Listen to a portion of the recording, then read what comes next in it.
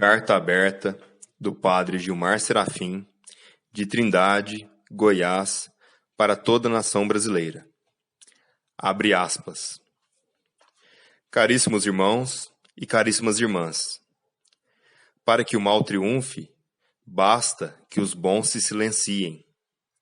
Eu, o padre Gilmar Serafim, venho a público, através desse comunicado, manifestar o meu voto nessas eleições, a exemplo de outros sacerdotes que já se posicionaram nesse sentido, e tentar tocar o coração daquelas pessoas que ainda estão indecisas.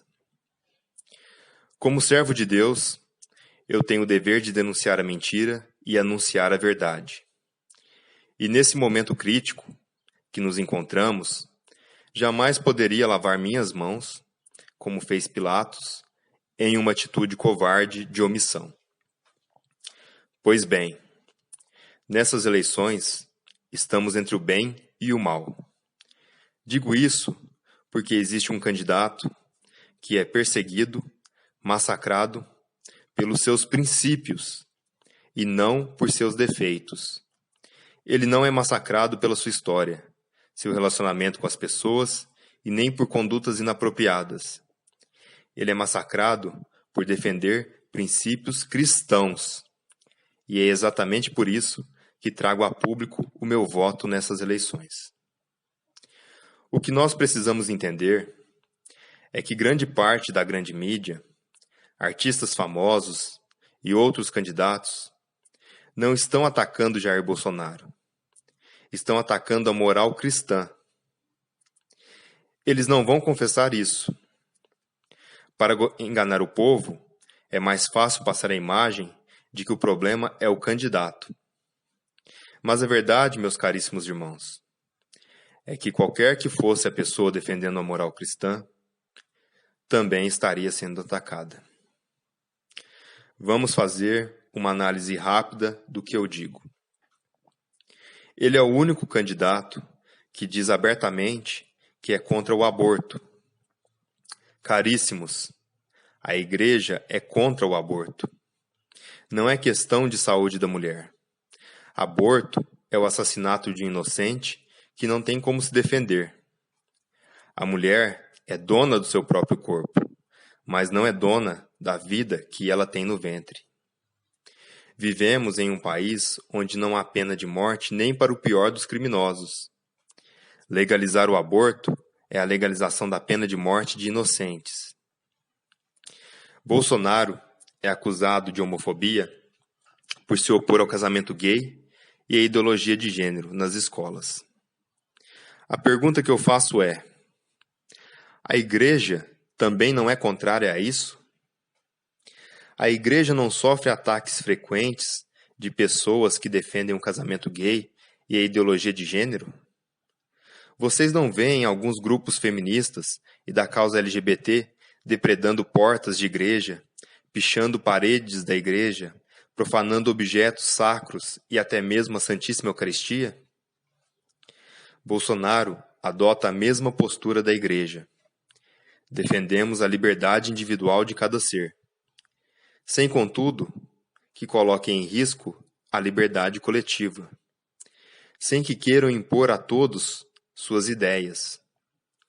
Nunca vi, nem a Igreja e nem Bolsonaro, querendo tutelar a liberdade de cada ser. Temos nossa posição do que é certo e do que é errado, mas não tutelamos o direito à liberdade dada por Deus a cada um de nós.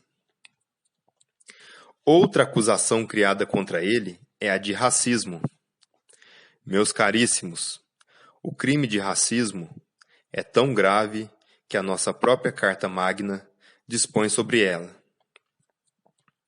Crime inafiançável e imprescritível, sujeito à pena de reclusão. Se Bolsonaro fosse racista, primeiro, ele não defenderia princípios cristãos. Segundo, ele estaria preso. O que ocorre é que Bolsonaro, por diversas vezes, se mostrou contrário às cotas raciais em vestibulares e concursos públicos. A maior preocupação dele não é que o homem branco, de classe média ou alta, perca a vaga, mas que o homem branco de classe baixa, que se esforçou, que estudou, seja discriminado porque é branco. É uma questão de justiça social.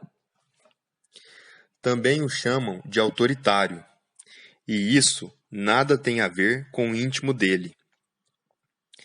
Tanto que o principal argumento é que ele é militar.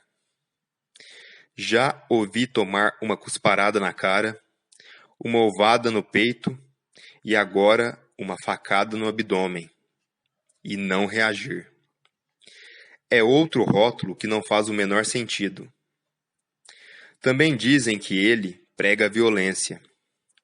Caríssimos, quem pregou e promoveu a violência todo esse tempo foi a coletânea de governos que passou pelo Planalto e que afrouxou as punições, premiou os errados, destruiu a educação e perverteu nossos jovens.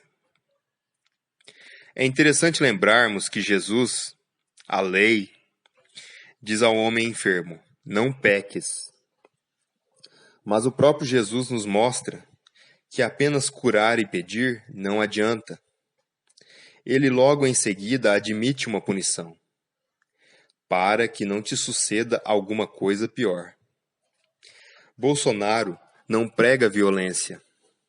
Bolsonaro prega legítima defesa. Quando Jesus diz, dê a outra face, ele quer dizer para darmos mais uma chance para nosso semelhante. Perdoarmos nosso semelhante. Isso não quer dizer perdermos nossas vidas por nada. A legítima defesa é dever de cada cristão. São João Paulo II lembrava isso. Nossa vida também é sagrada e só podemos entregá-la sem resistir a Deus.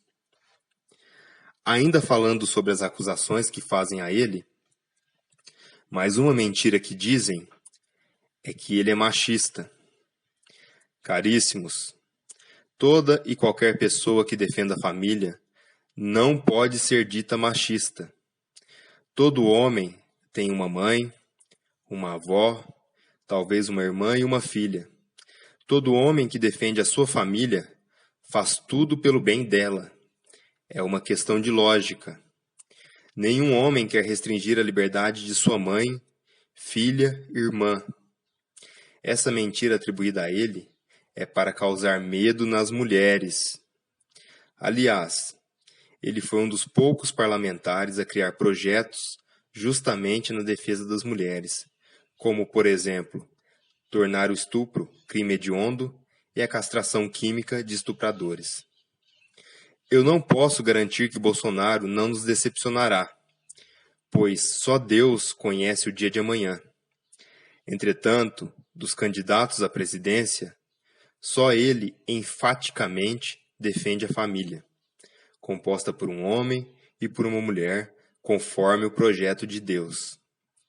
Enquanto os outros tratam com desprezo a família. Não se omitam.